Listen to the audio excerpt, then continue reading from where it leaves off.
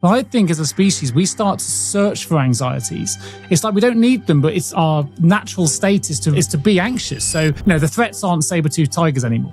They're emails, they're deadlines, it's rejection, it's pressure to perform, it's getting enough steps in, as you mentioned, or the ability to exercise. Live as if the worst thing that could happen happens, right? So, because when you know the worst, then you don't fear it anymore. I think friends say the things you want to hear. A good coach will challenge your thinking in ways that sometimes is uncomfortable. Good evening, Nick, buddy. How you doing?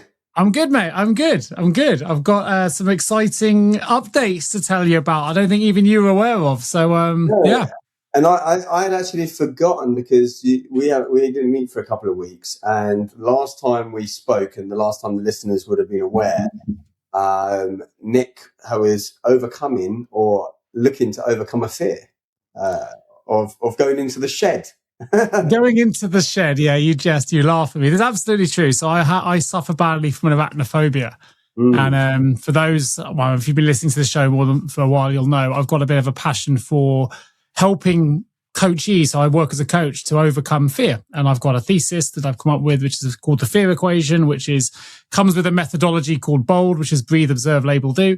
And the idea is helping people to overcome psychological or behavioral fears to achieve their potential, to not be limited in life. And I thought, you know what, if I'm going to be helping others to overcome theirs, I felt like I kind of needed to overcome my own. So look, before you explain what was going on, tell me again, because I feel like when I was giving you that example of thinking about you when I saw the spider in the shower, you were like, oh, I'll be okay with that kind of spider. So what kind of sort of size? Because when I was thinking palm size, or what kind of spider are we afraid of here? That's the question. Well, yeah. So it's I used to call it the wolf spider, as I understood it to be. I mean, I haven't particularly gone online and Googled what different spiders there are because I've been terrified of these things for 37 years of my life, right? But I always associated with something called the wolf spider. I now understand it's pretty much the common house spider. It's the one that most people are afraid of, which is the big brown one with big legs, big fat bodies that tend to often you see the males come into the house because they're looking for a mate. So they don't tend to be in webs. They tend to be across the floor, in your bedroom, the places you never want to see them. When you're outside, they're the ones that you find on the other side of a bit of slate or a bit of concrete or whatever. And they move actually one of the fastest moving spiders in the world, which I didn't know. And they change direction very quickly. And they're big. They're big. And there's a reason that I'm not a fan of any spider, but there's a reason which I can talk to you about actually, because it was quite an emotional experience. Like I don't mind admitting that I literally burst into tears in this process, which I was not expecting at all. And it was interesting as well because the coach I work with, a brilliant woman called Britton Stelly, she said that she gets very few men do the spider courage course. And she said she thinks that's because, we're seen as we want to be the protector. We don't like showing our vulnerabilities, whatever. So she was quite interested to work with me as well. But yeah, that's the most common spider. And I think my earliest memory of like my hand or your hand, the palm, including the fingers, not including the fingers. I've got some video. I'll see if I can share it on the YouTube channel when this goes out. I would say it's about the size of your palm. Right. Yeah, not before your fingers. I mean, it's the most common spider that petrifies most people if they have a phobia. So what happens when you are encountering that? Like before we go into what you did, like what's happening to you when you're encountering that spider? For me, are you just running? Are you just like blanking out? Are you kind of like bumping into things? What's it? Well, to see one, I'm okay. I mean, there are some people out there that can't even hear the word, can't even see it in a picture or video. I've never been that extreme, and I've got better since I've had children, to be fair. They're the ones, though, that I would say that I know kind of where they might be. So as soon as I know there might be one, I would say the anxiety kicks in. And for me, anxiety is very much the biological response. People associate anxiety with different things. For me, it's the quickening heart rate, sweaty palms, nervousness, almost giddy, that drop in your stomach, overall fear, really. So for me, I always know they live in my garden shed, and they are there because I've been in and I've seen them there. And I think that's that's been one of the things where, because I've seen one in there, I assume they're always in there. And maybe they are, I don't see them every time. But when I have to go into the shed to get something, I literally I'm petrified. I put a hoodie on, I swing open the door, then I run away from the door. As soon as I open the door, I run away from it, just in case there's one in the, either on the other side of the door, or in the bit that attaches. And then to get the other door opens, I won't go into a single door because there could be one hiding behind. It's a double door garage, the shed. So I then have to lift up the catch, and then I swing open the other door and I run away again and check there's nothing there. And then I'll get, like, I've got a little broom which lives by my shed, literally, and I'll sweep the top of both doors in case there's one there. And the reason for that is because I've seen one there before. So now my brain is like, there might be another one. So I'm sweeping everything. Yeah. And then I had a look at my shed. It's a small shed. It's not big. And I'm like, okay, now I've got to get in. So for me, it's in and out as fast as possible. So I will leg it in. I'll try not to look at anything unless it's the thing I'm looking for, and I'll try and get out as fast as I possibly can. And as soon as I get out, I kind of do this. I know, like, goosebumps go through me, and I'm shaking, and I'm done. It's fine. It's great. I can take my hoodie off or whatever. But I remember going in once. I remember calling my wife out. I went in once, got the thing. And as I was running out, you've got like above the door, there's a bit of wood that sits there. Yeah. And it was probably one of the biggest I've seen. Stood above the doorway on my way out, and I couldn't get past it, so I just kind of froze. The other, like, stuck in the shed. Had to get through to get someone out. I couldn't get rid of it because if it had fallen down or I'd tried, I knew I'd have been trapped the wrong side of the door. So I had to go underneath it. Got my wife, who then got rid of the spider. So yeah, it's the thing is, for me, I'm really passionate about helping people with fear, because I think it limits who you are, what you can become, what you want to do. And often we'll convince ourselves we don't need to overcome that fear because it's not the right time, because it's not really that important, because, it'll be better later or whatever. We think of different reasons. For me, I'm like, well, it's not really impacting my life. It's just one of these things I have. I justify it because everyone has phobias. This just happens to be mine. But actually, it's been limiting me quite a lot, because as you know, I used to have an allotment. I love my gardening. I love building structures. I've got different things I've done in the garden. But that funny thing is that, like, I haven't been going in my shed to do those projects because of a tiny little spider that's been preventing me from doing the things I love. And when I do it, it takes the enjoyment out, because I have that fear of, I've got to go back in there. And it's, I have to move a piece of slate to lay a patio or whatever. I don't know if there's a spider on the other side. I'm always doing these jobs in a certain state of, hypervigilance or fear or whatever. And when you are fearful of something, you tend to look for it as well. So I am hypervigilant. I'm looking where, if you don't have a fear, you don't pull over a piece of stone to check if there's a spider first. I can't just lift up a piece of slate. I have to have gloves on. I'll pick it up and I'll immediately flip it around and be ready to throw it away. I'm always kind of jittery. And I just felt, this is something that is relatively irrational. I need to get to grips with it and actually use my own methodology if I can, and see if it works, test it in my most terrifying state to overcome it. I kid you not, when I called the woman who helped me through the course, and I'm actually going back again this week to well, I'll tell you why a little bit later on maybe, but I was nervous just picking up the phone and having a conversation about the fact I wanted to do it. It's a very surreal experience to call someone and say, can you help me get over the thing that I'm genuinely most terrified of? It was nerve-wracking, anxious anxiety setting just to make the call. Well, I mean, that facing up to the fact that you can't handle everything, or you can't handle everything on your own. I think one of the guys I trained with an LP, he actually he specialises in phobias. Actually, I was going to mention him to you, but you'd already kind of found this woman, because I think I haven't seen him in years, but I saw him on LinkedIn the other day, and I think he was on one of these breakfast TV shows or something like that. So he seems to be doing the right things. But that's where I found the person to help me. She was on, I think, Good Morning Britain or whatever. Okay, yeah, so maybe a different segment, but the same sort of series. I now I'm remembering, actually, I helped someone once with a phobia. I'm not sure, because back when I was not sure what I was really specializing in, and I was kind of coaching on all sorts of things, and I was predominantly using NLP techniques. And I had someone round with a fear of flying, actually. The fear of flying one is challenging, though, because you can't test it in the session, really. Sure. There's no exposure therapy in quite the same way. Not really. I mean, you can do the visualizations because you can gauge, and you can gauge the number when they visualize before and visualize after, and things like that. But it's not like I can pull out a spider and do it. And I think actually with this girl, it didn't cure it totally, but it cured it enough for her to go and BA actually do these fear of flying things. So you go up for 45 minutes and they have a whole thing beforehand. They teach you about the airplane. They teach you a bunch of the science stuff, which I think is a big part of it, so that you kind of know and understand. It's not just like, how's this thing hanging up in the middle of the air? And then they take you on a 45-minute flight.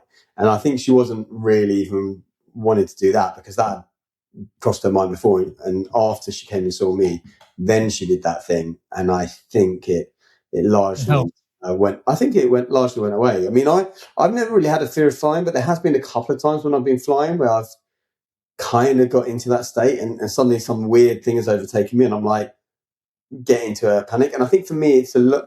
When that was happening, it was a lot about control. Well, interestingly, we're only born with two fears. Do you know what they are?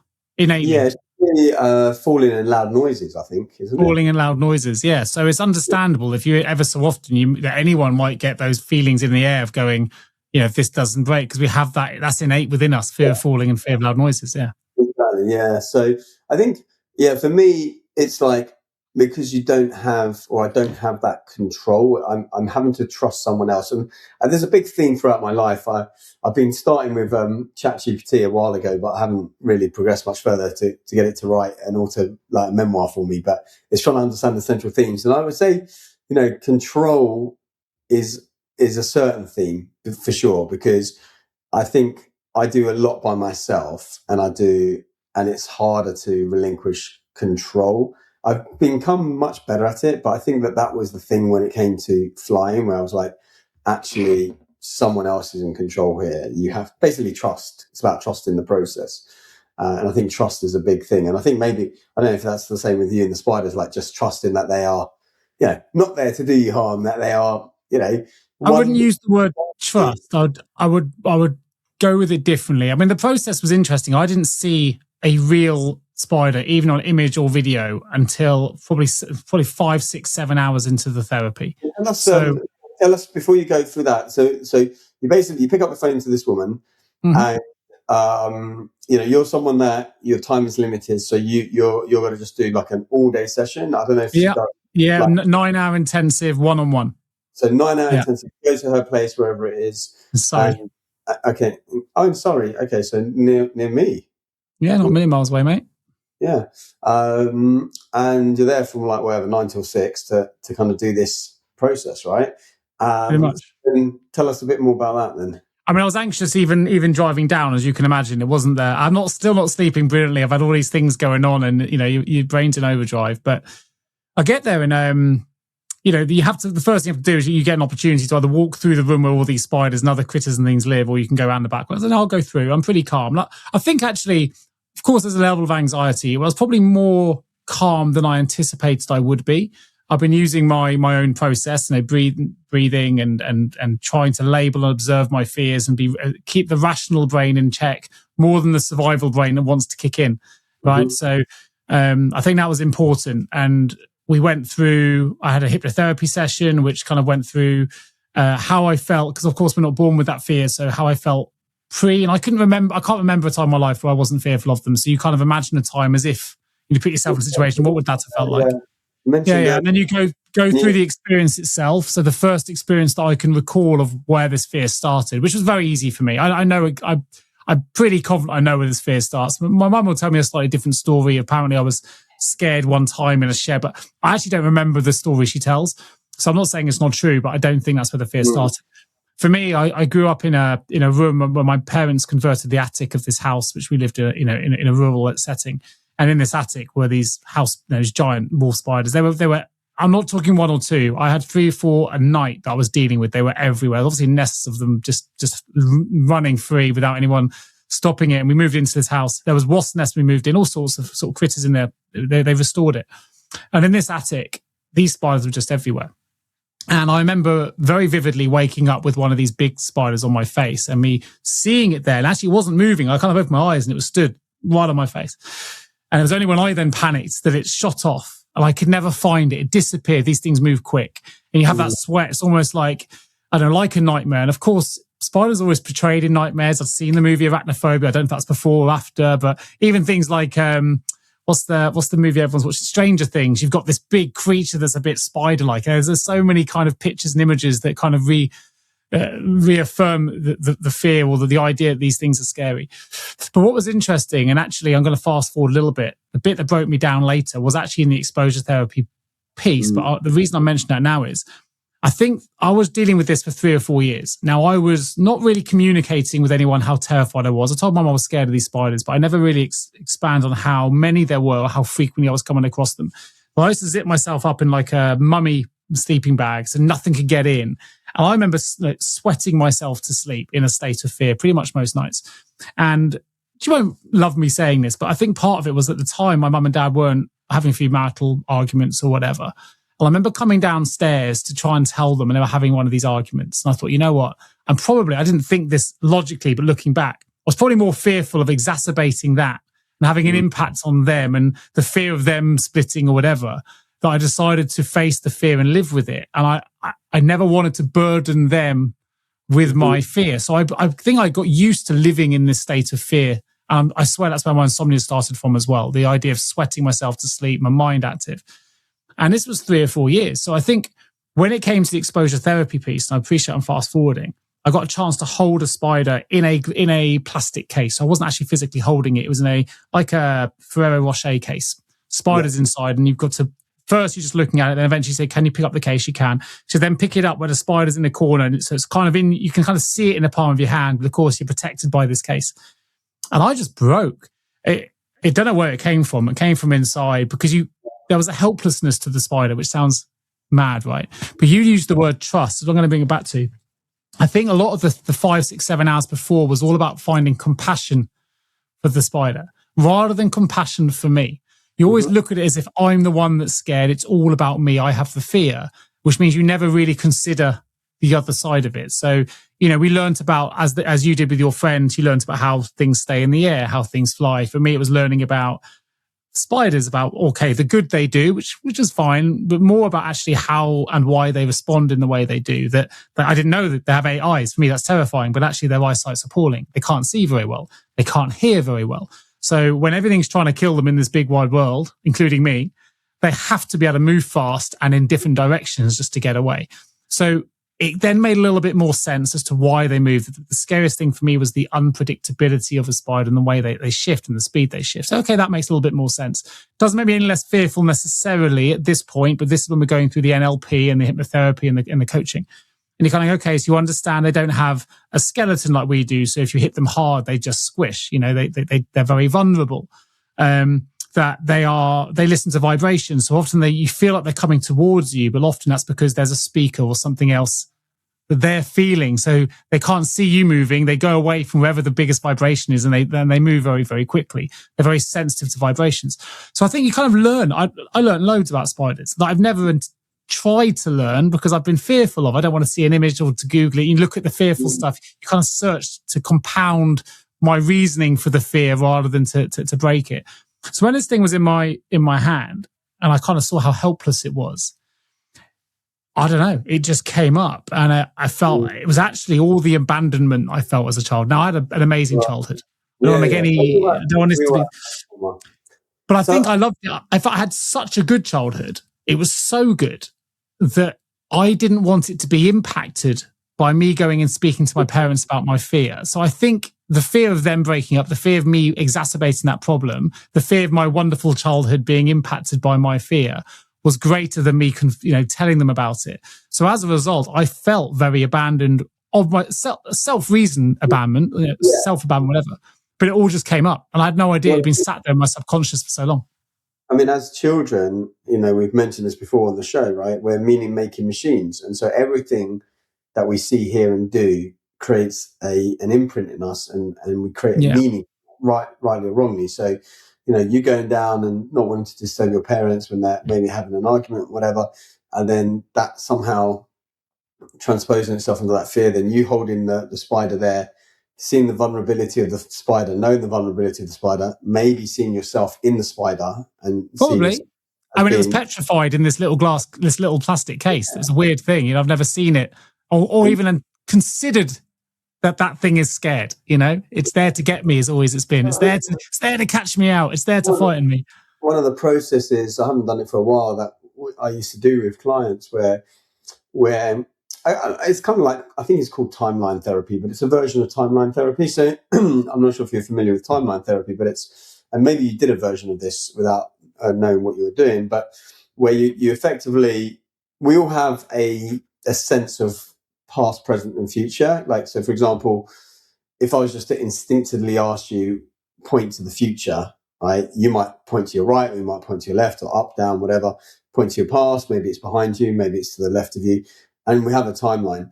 And effectively, what you do in this therapy is you see yourself in your chair, you float out, you go either to the past or the future.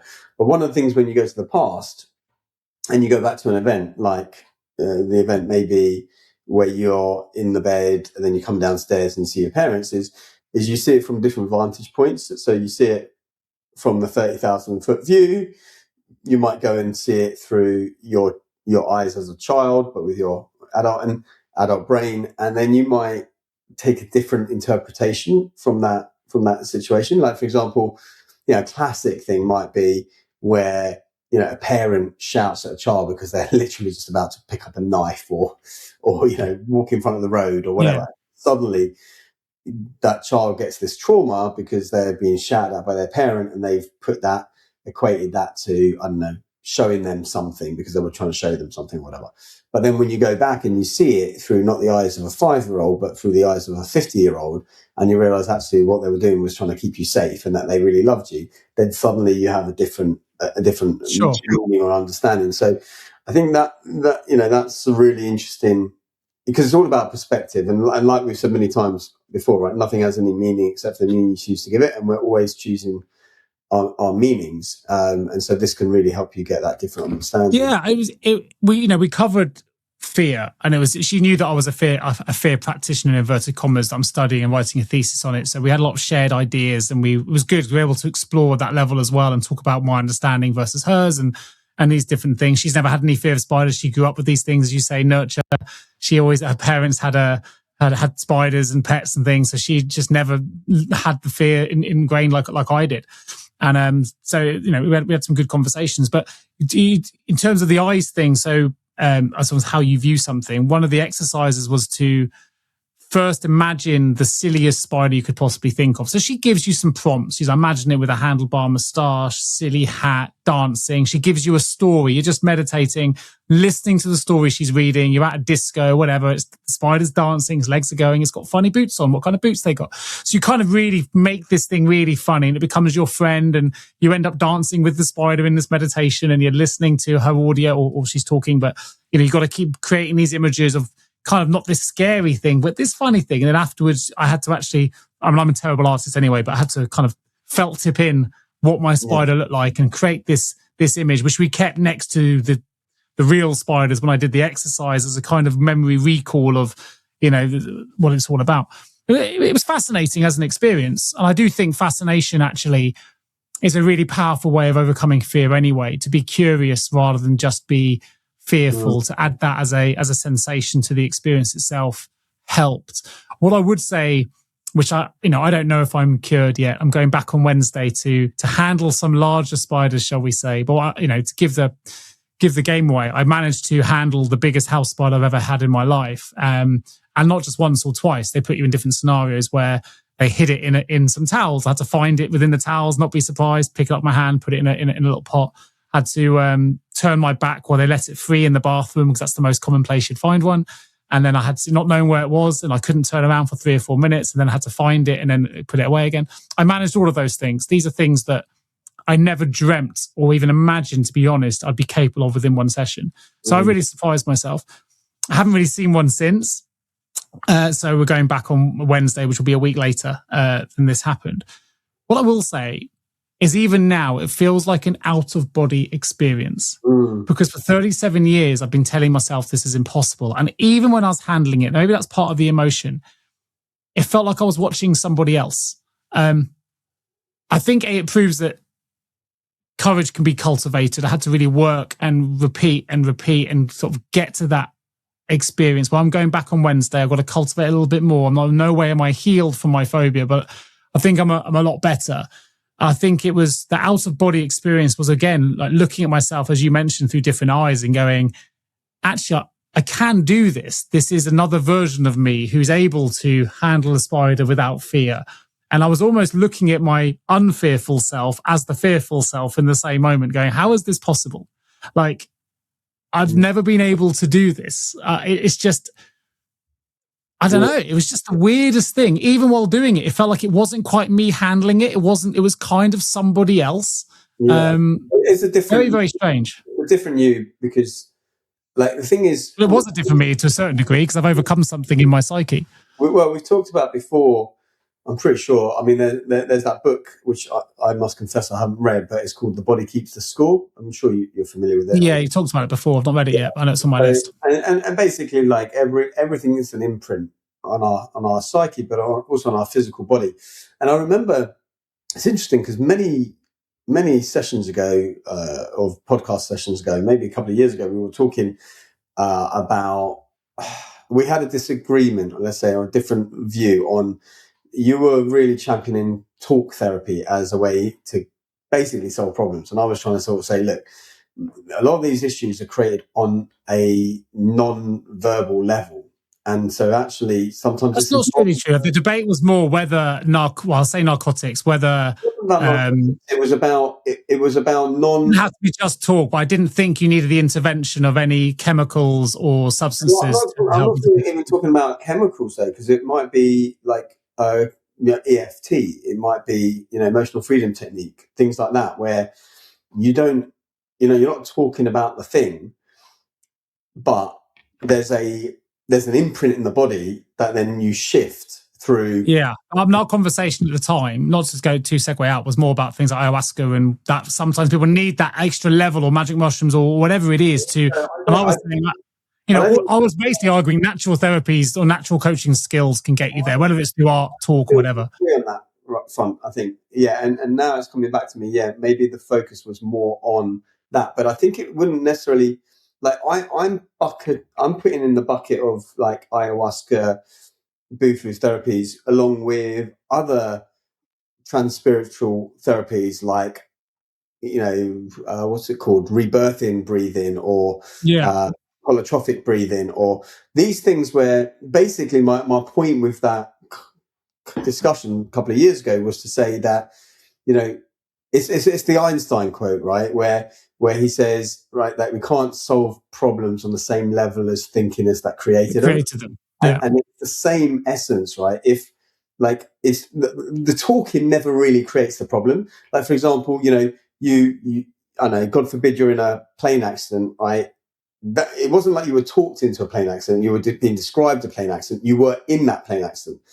And so talking necessarily isn't going to get you out of that problem as well. It might be because it's I don't know. I mean, look, it got me out of it in the spider thing because I needed somebody else to help me see the issue from a different perspective, which I was unable to do on my own. I was unable to delve into my subconscious and remember the abandonment, or I understood when my fear started, but I couldn't rationalize it.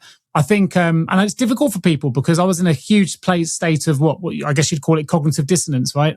All of my values were spiders are evil, they're dangerous, I'm scared. And yet when I was in that moment, hence the out-of-body experience, everything was contradicting itself. I've been carrying this with me for 30 plus years. And as these spiders were unbearable and unsafe, now suddenly there was a massive clash going on here, which is that out-of-body moment where beliefs, which I know you always say is a lie surrounded by BS, which I love, and my behaviors, that was a huge surge of internal dissonance because now I've got compassion for this thing that my brain's always told me is terrifying. Yeah. Like, how does this work? How does this sit? There's a real juxtaposition going on. There's a lot to take on. You're overwhelmed with thought processes and all these things. But the only reason I was actually able to come through it all, and I firmly believe this in the moment, was not because of my methodology of bulb, but there's an element of my bulb methodology, which is the do. If I'd sat with that for too long, I'd let my imagination come back in, I don't think I'd have had the courage to go forward. I had to not like almost park my imagination, sit with the calmness, sit with the outer body experience, let the dissonance sort of come over me and just put my hand in there and let it run over me. Because if I don't do it now, I never will. I'll give every justification. All of my survival instincts are on hyper alert. They're going to say, don't do it.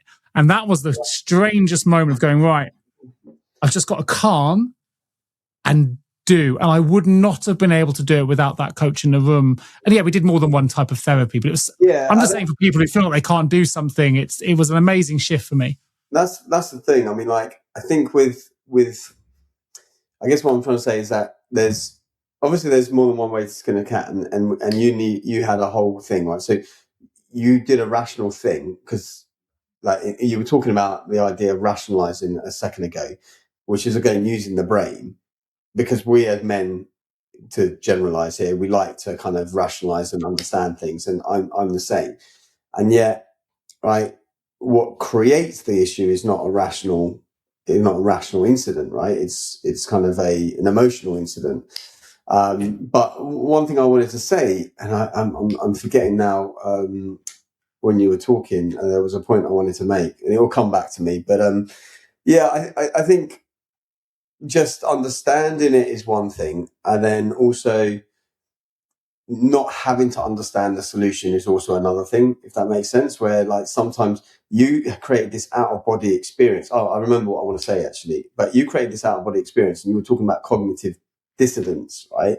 Where you were trying to hold these two competing ideas. And I think a large part is whether it's a fear or anything else, is we create an identity around that. And suddenly, if now after 37 years, you can fix it in a day, part of you might, I'm not saying you, but part of it might be for someone like, hang on a second, have I just wasted 37 years now being afraid of these things, right? And it's really hard to let go. And this is the same with anything. I'm not just talking about fear. I understand that. We create this identity, and then suddenly we go, hang on a second, if I can just get rid of it in a day or 2 days or not have it anymore, then who am I? And was I an idiot? It's like, I'm going to go a little bit off piece, but it's somewhat similar.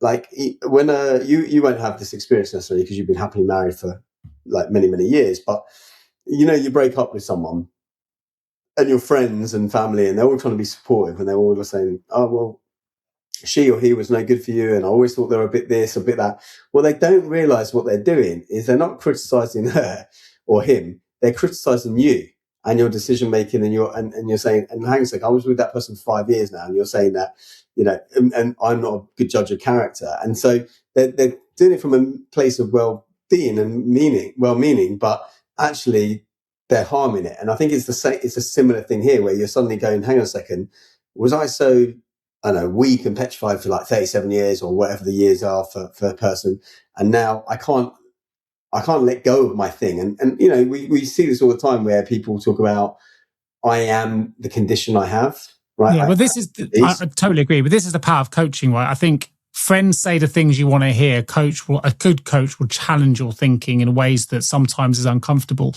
I mean, I was in a place of what I would call, and I called it cognitive dissonance, but you could also call it a full state of psychological contradiction. And I don't think it was necessarily I totally get your example, and that could actually have been me in that state of all these time I've wasted. That wasn't it for me.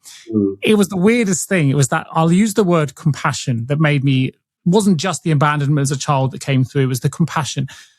As I have killed hundreds of spiders, and now I've just almost befriended them. These little things in this moment where I have compassion. And I think part of that came through, that I've been hurting these creatures because I've been terrified of them. I've seen them as being terrifying, evil, bad, not something I want in my life. The more I can get rid of, the better, the less likely I am to be frightened by these things.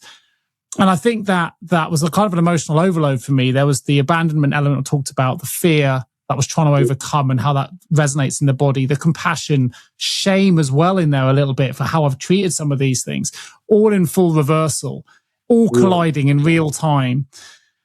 you've talked a few times about you've been on various trips to Peru and other places where you've had these out-of-body experiences through doing different things and trying different whatever. I've always said to you, I've never had an out-of-body experience. This was probably the closest I've come to it. And I know it was very different, but I couldn't physically see myself. But I was looking at my hand and felt like it wasn't mine I was looking at. So that was different. Honestly, Nick, as I hear you, it was an overwhelming contradiction inside. It resonated in the gut, came all the way through. I didn't recognize my own hand that was able to hold.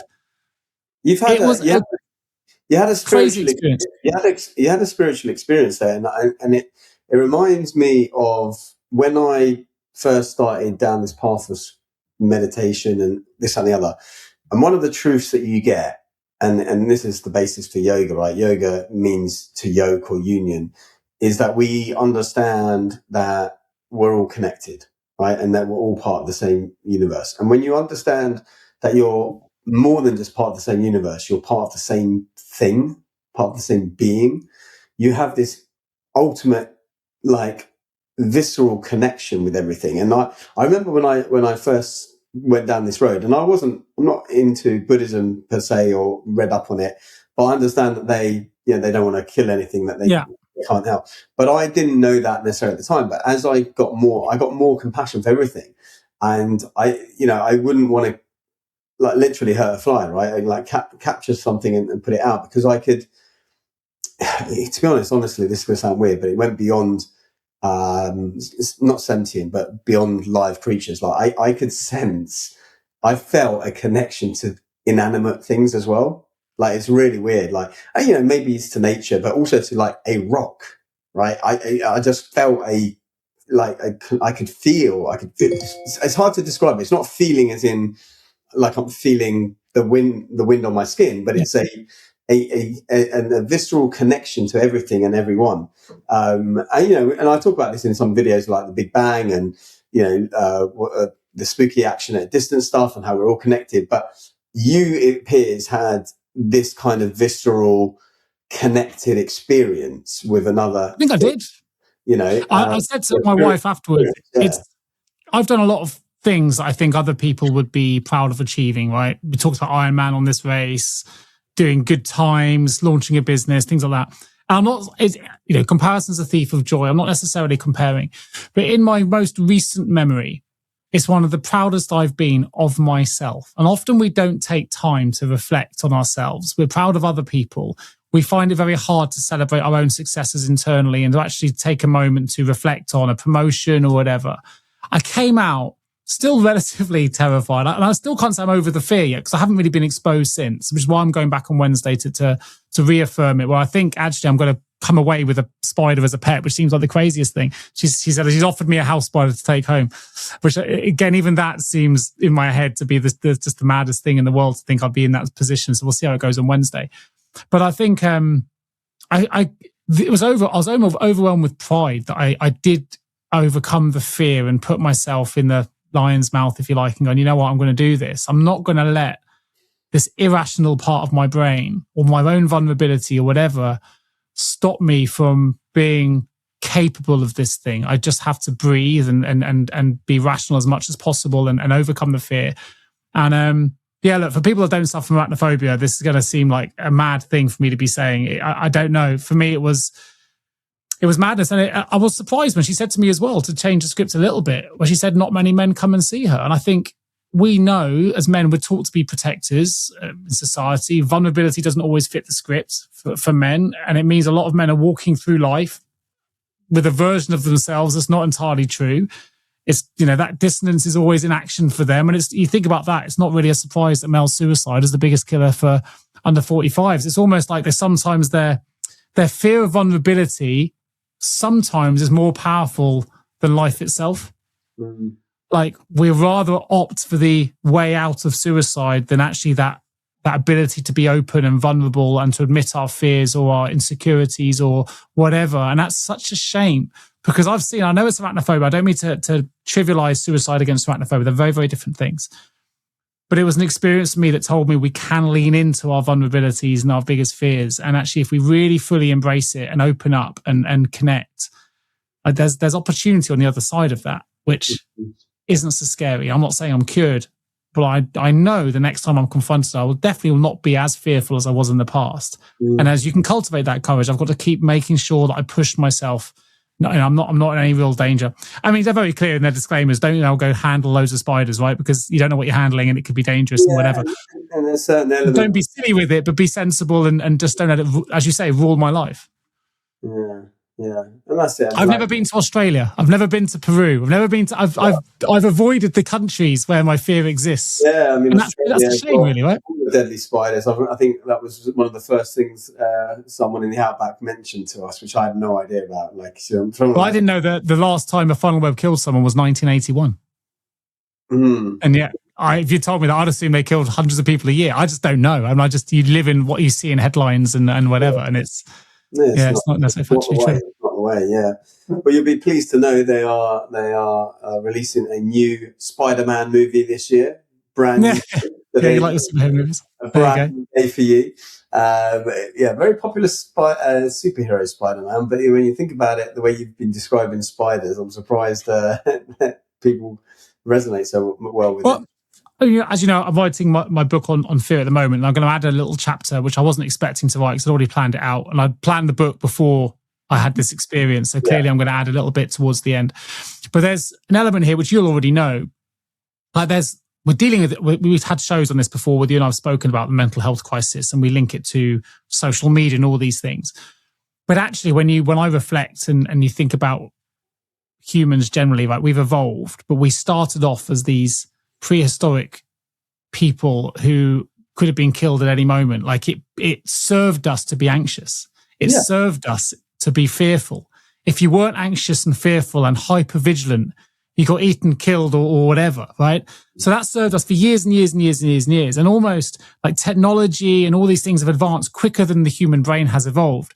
So now it's kind of we're in this space where we don't need to live in a space of anxiety anymore. That doesn't have to be our world. We live in a place of abundance rather than scarcity.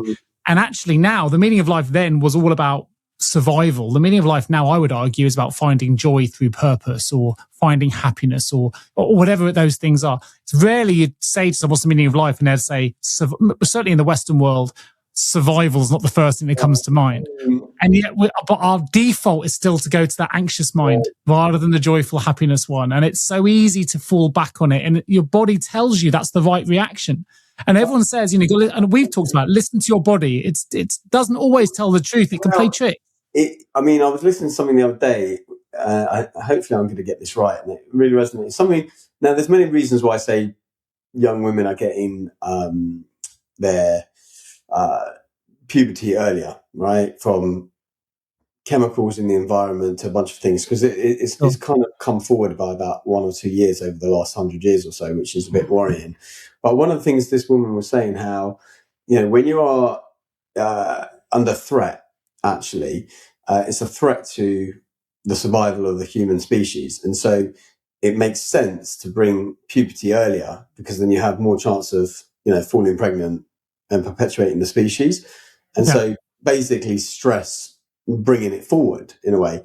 And ultimately, when it comes to stress and anxiety, I know we're going to do a whole session on this next time, but it's really all the things that we're doing throughout the day, because we've been designed to, get up, hunt for our food all day, come back maybe with food, maybe without food, sit around the campfire, chat with the wives or whatever, not sit like we're doing right now, the two of us at a desk all day and not be outside. I mean, I know this inherently, I was never really someone that tracked my steps before I got a Garmin watch, but now I know that, I need to really hit at least 12,000 steps a day to even have some semblance of chance of falling asleep well.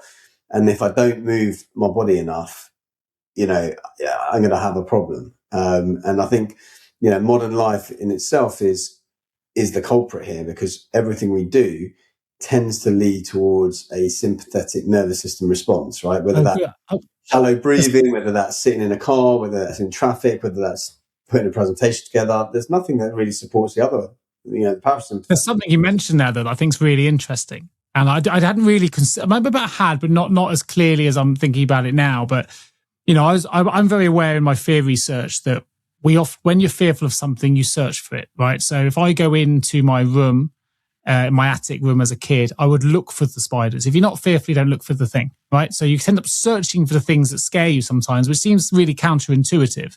But that's because we need to be we're hyper vigilant to what might threaten us so that we can avoid the threat, right? And that makes sense. Okay, that's the survival mechanism. What was interesting, you just said then, if I haven't done my steps, they'll potentially you'll get anxious around the fact that you haven't done it, or it'll play on your mind. You haven't. But I think actually that at the moment, because there isn't so much to be genuinely anxious about in terms of a survival standpoint, I think as a species, we start to search for anxieties. It's like we don't need them, but it's our natural state is to be anxious. So because the world has changed faster than our nervous systems have, and this is just a theory that I've been playing on since my experience really, but the threats aren't saber-toothed tigers anymore. They're now their emails, their deadlines, it's rejection, it's pressure to perform, it's getting enough steps in, as you mentioned, or the ability to exercise. But our brain responds in exactly the same way. It can't distinguish necessarily the difference between a saber-toothed tiger and social rejection. So we end up, I think our body is created to look for the things that can make us anxious. It's almost like that, okay, I've got enough anxious things now, I can feel normal again. I can normalize it. If I wasn't feeling anxious, there must be something wrong. I just think it's interesting. I see it slightly differently. I think basically the reason I see it as is the body's designed to use up energy and rest.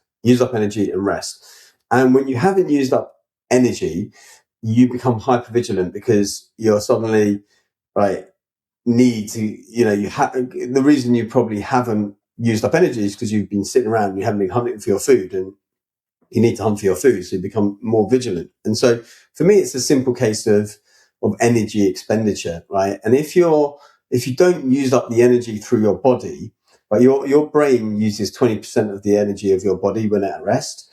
And so I say to people, if you've got racing thoughts, it's largely because you've got energy to burn, right? And the brain is going to burn that energy. And so that's why, for me, like I can guarantee, right, that if you're someone that has racing thoughts, I can't guarantee this but I'm going to hypothesize this, right? If you were someone that had racing thoughts all the time before you go to bed, and then you went off and you spent like 2 weeks working on some sort of farm where you're doing all this manual labor the whole day, I don't think you're going to have the energy to have those thoughts at the end of the day, right? You can just think back to the times when you've really had a really full-on day in terms of physical labor-intensive day. There's a good chance that you didn't have enough energy to kind of process thoughts at the end of the night. And maybe I'm wrong, but basically that's my theory, is that they may be connected. I would now challenge. I don't know if I'd challenge that theory before my recent experience, but I would challenge it a little bit. I think, and I can only comment from my own experience, but it's you and me having a chat, like it's how it's supposed to be, right? And we'll challenge each other a little bit. I went away to Kalala Island, a boutique island off the coast of Nicaragua, the most beautiful place to be. And yet I spent a lot of the time with no worries, really. Work was covered, but when everything was covered, my mind spread somewhere else, and I would call my mum and check she was okay. It's like that. It's only when I'm reflecting. It's like when everything's going well,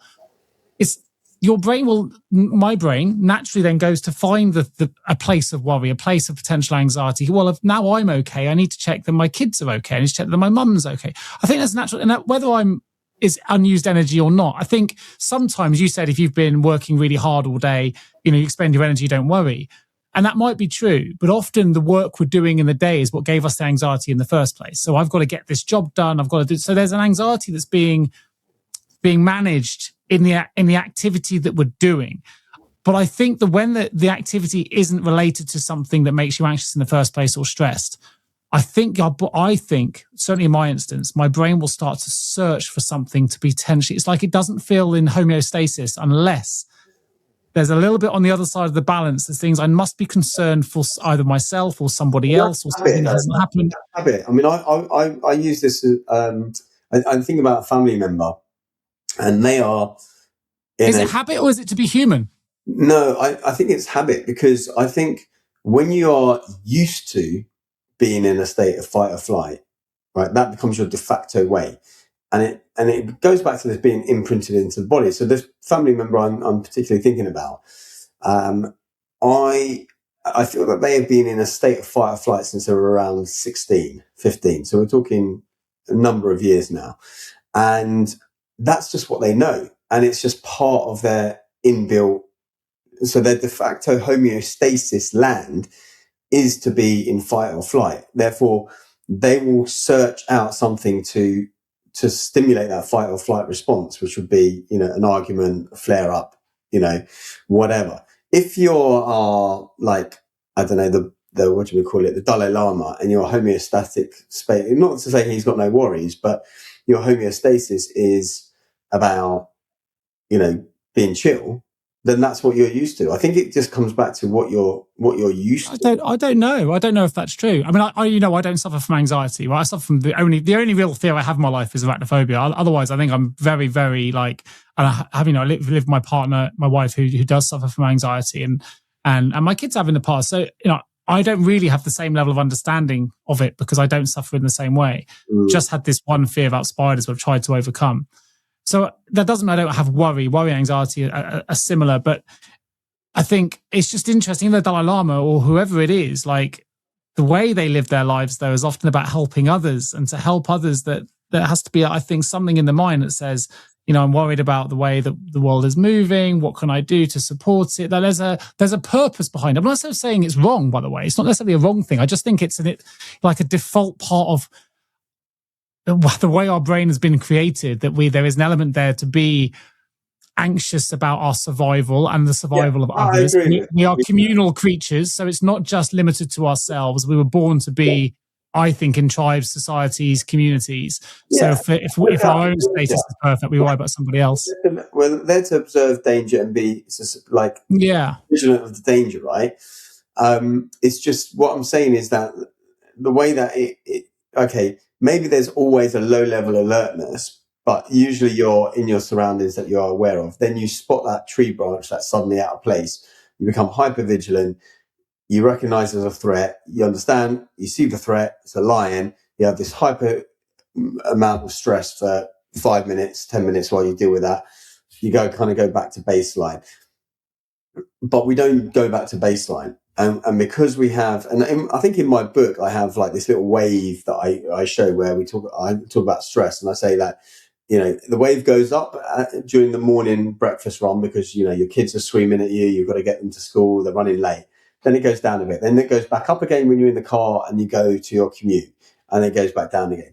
And then it goes up again when the boss asks you to do something. It goes back down. And it keeps going up and up. And then there's another horizontal line above that wave where if you hit that horizontal line, that's where you kind of lose your rag, right? You blow your top, you become quote unquote stressed. And most of those... it's really when you become distressed, isn't it? Because stress in itself isn't necessarily a bad thing. But you stress, de-stress. But let's say like you blow your top, right?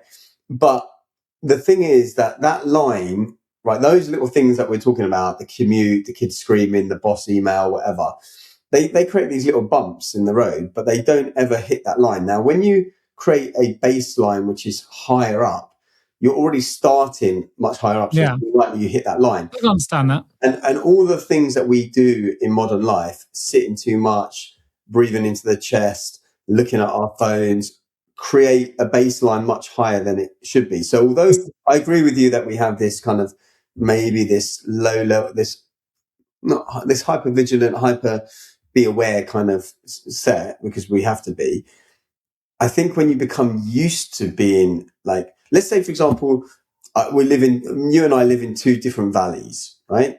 In your valley, there are 100 different lions, there are tigers there's all sorts of things.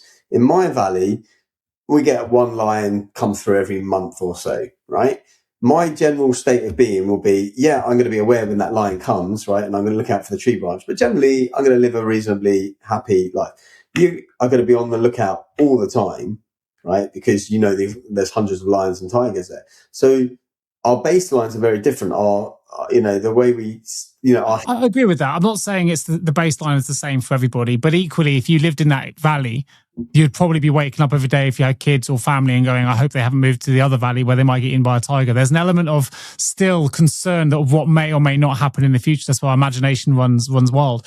I'll never forget, this is quite an obvious thing and people might be familiar with this, but a lot of really, really rich millionaires and billionaires live in a constant state of stress? Why are they constantly stressed when they've worked so hard? They've got all this money. They've got buy a Ferrari, buy the houses. What's the most common cause or one of the most common causes for their stress? I think it's because they think they're going to lose the money or something. Correct. Fear of losing it. Like, no matter how successful we become, there's almost like a yin and a yang to it that you finally get there. And now it's not about enjoying the wealth. It's about fear of losing the wealth. And I just think that's a really interesting example. I also actually think that's due to the initial motivation behind that. So if you've got someone who earned that money as a byproduct of doing the thing, like, I don't really think that people like, if Elon Musk, right, richest person in the world, 700 billion, loses it, or Richard Branson loses it, they'll be like, yeah, but I know how to create it, right? I'm going to just start again, right?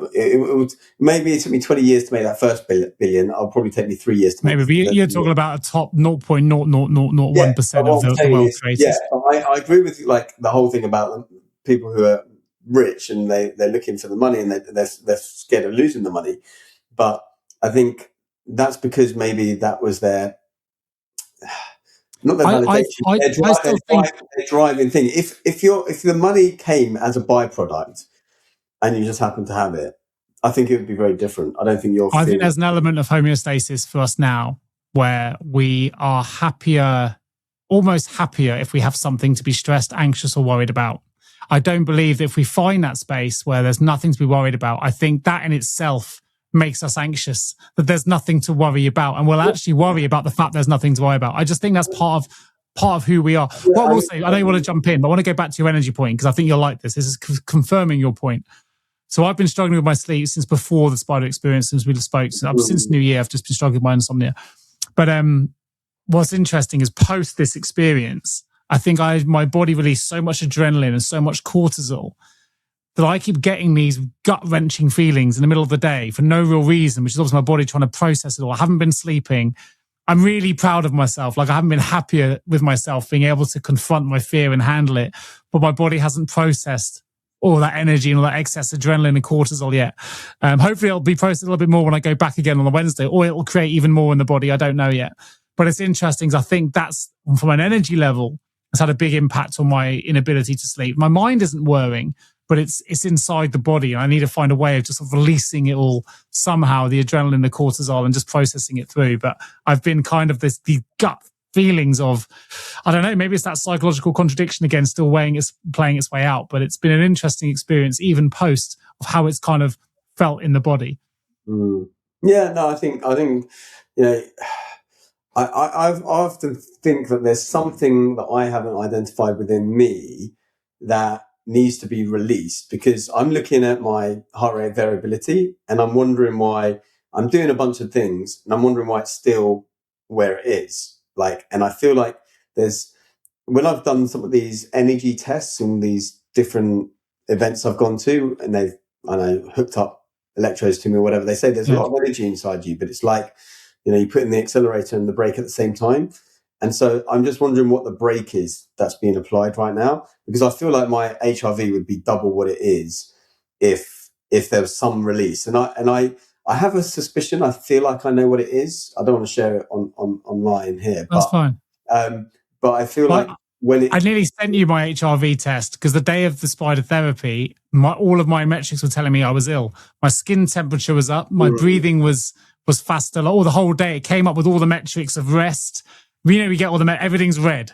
And I was like, well, obviously it doesn't understand what I've been through. It's just reading my metrics. But I didn't realize that literally it had shown itself in my skin temperature, in my pulse oxidization, all those things, all my metrics, every single one of them was off the chain of you are really, really ill. And then you start to question, am I actually ill, or was this because of the day I've been through? Is it a bit of both? It turns out it wasn't. It must have just been the impact of the day. And of course, you try so hard to manage it, but you get through it. Yeah.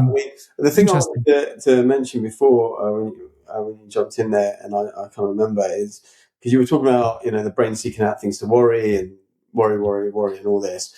And I'm going to reiterate what I say to my students almost on a daily basis. And I say this to them, understanding it, but also needing to reapply it and relearn it to myself on a daily basis, is that, like, in life, we can only control two things. And I've mentioned this to you before, right? Your own attitude and your own actions.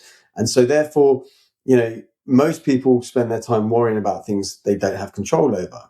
And when you realize that the control that you actually can exert is only on two very limited things, you become less worried. So I gave them a very obvious example the other day where I was on my way to the school, and it was a couple of hours away, I think, and I was on the train, and the train just stopped wherever it stopped, somewhere near Finsbury Park. And I could sense that I may be late, and that I should have been there quarter past 8, and I didn't feel like I was going to be there till maybe 8:45, and the session was starting at 9:00.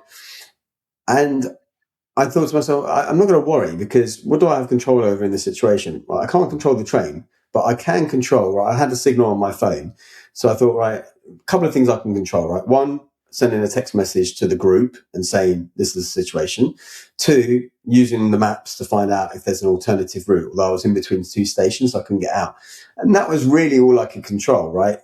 Letting people know I was going to be late, prepping any work so that in my head I worked out exactly how to hit the ground running, and 3, work out an alternative route.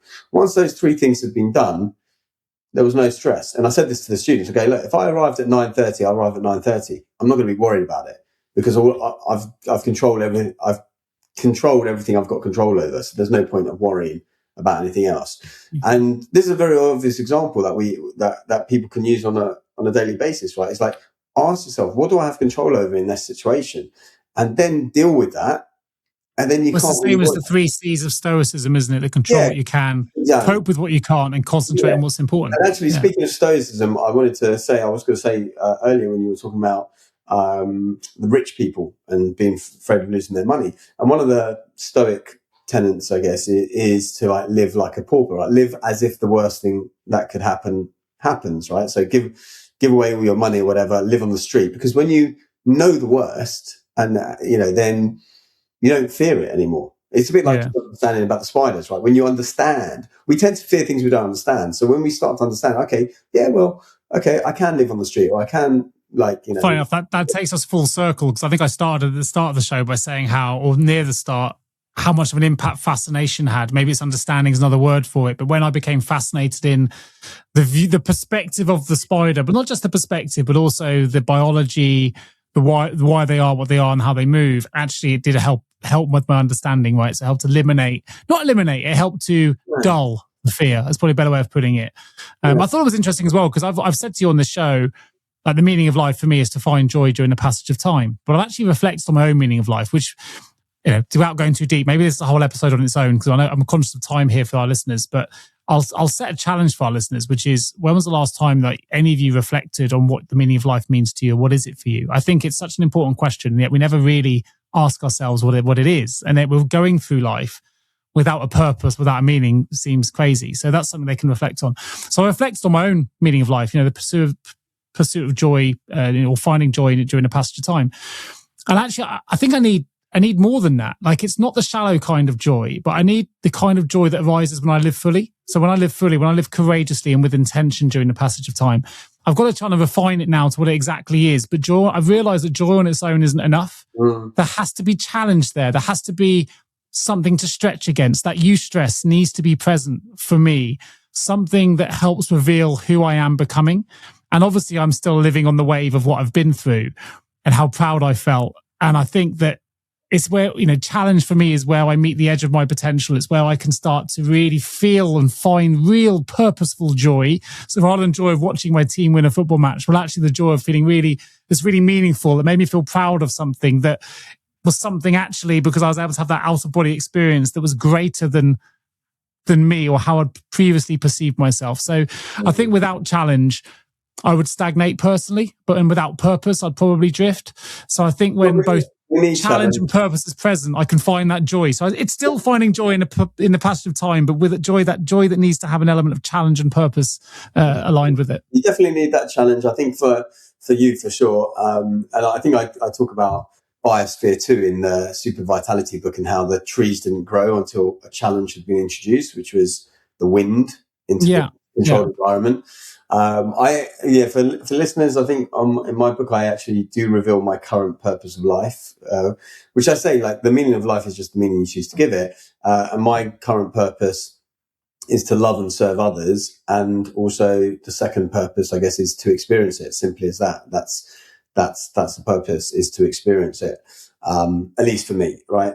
For others, you're finding yours and refining yours. And also, the other thing I mentioned in the book is that your purpose doesn't have to, it's not static, right? No, I said mine's changing now. I've come away from that session going, I need to reevaluate what mine is. And I think there's the big thing for me is like part of it, and I hope this resonates with the listeners, right? I want to live on purpose, not by accident. Like, I don't want to let life happen to me. I want to take some control of it and direct it, as you have with the way you live your life. How very different to me, but you've taken control of it. You've directed it. You're not living your life by accident in any way, stretch, or you're not letting life happen to you. You're taking, within that sphere of control, within the elements you can control, you're having an influence. On accident. I feel like I feel like you're living. I'm not living on as much purpose as I'd like. If I was being honest about that, there'd be other things happening in my life right now that aren't happening.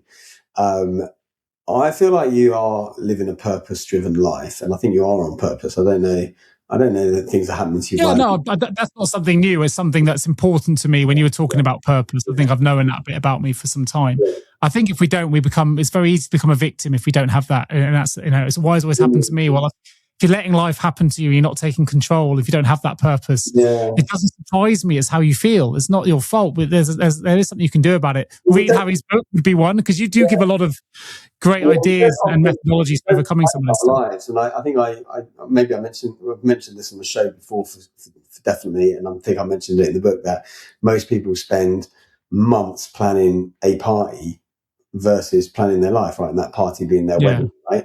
Is that you spend a year planning one day of your life, but you don't spend even a day planning a year of your life. Yeah, 100%. 100%. And I think, I want to be, as my dad was at the end, right? Be about the vulnerable bit, but I want to keep, not just become, I want to keep becoming the man, the person, whatever, that I'm going to be proud to meet at the end. Like, I don't want that spider thing holding me back at the end going, I could have done something about it. I want to be proud to meet the person, and there'll be other things that pop up. And if I have that kind of as part of my purpose, meaning of life, I think hopefully it'll serve me for what I want to get to. So, but I think it's good for our listeners. Have a think about what your meaning of life is. Like, what does it mean to you? We're getting deep here, but it's good. And, I think you and we like chatting about this stuff. It challenges our own thinking, and, we have slightly different values, but we both understand what it's like to be in dissonance with it, and we know how beliefs can limit us. I think all the advice you've given your students and in your book is first class. Makes sense. Yeah. And like I say, often we give the advice, we need to follow the most ourselves. So it's not like I try and say, I say this stuff and I have nailed this stuff. But like we often say, the first step often is awareness. And so for me, I'm aware on a lot of these principles. I do my best to change the behavior around it, like the ABC framework I give. Am I always consistent? Maybe not. Right. But then I'm also human, and that's part of being a human condition. So I think that's a good place to round up the show, my friend. Next time we speak, I'd have gone through the second session. I'm going to be, if I get to it, I'll be holding tarantulas and all sorts. Let's hope I survive on Wednesday. And I'm really intrigued. I'm actually generally intrigued and curious and fascinated to know how I react next time round. Have I defaulted to what I've known for 37 plus years, or do I go in with more confidence and more ability to confront? I'm curious to hear. I don't know the answer yet. I'm curious to hear next time. Yeah. Good stuff. And thank you for bearing with us. If you have any arachnophobia fears, maybe follow us on audio rather than YouTube, or maybe it's too late if you've watched us. But I'm very happy to insert the spider video into the YouTube if people are interested. But I don't want it to be triggering. So maybe I'll have a think about that. Yeah. Okay. You do what's best. All right. Perfect. Thank you, Nick. And thanks for sticking with us, listeners, on this journey of fear. Yeah. Very interesting. All right, buddy. Listen, you take care of yourself. I'll catch you up in a week. Yeah. Cheers, Hari. Take care. Bye-bye.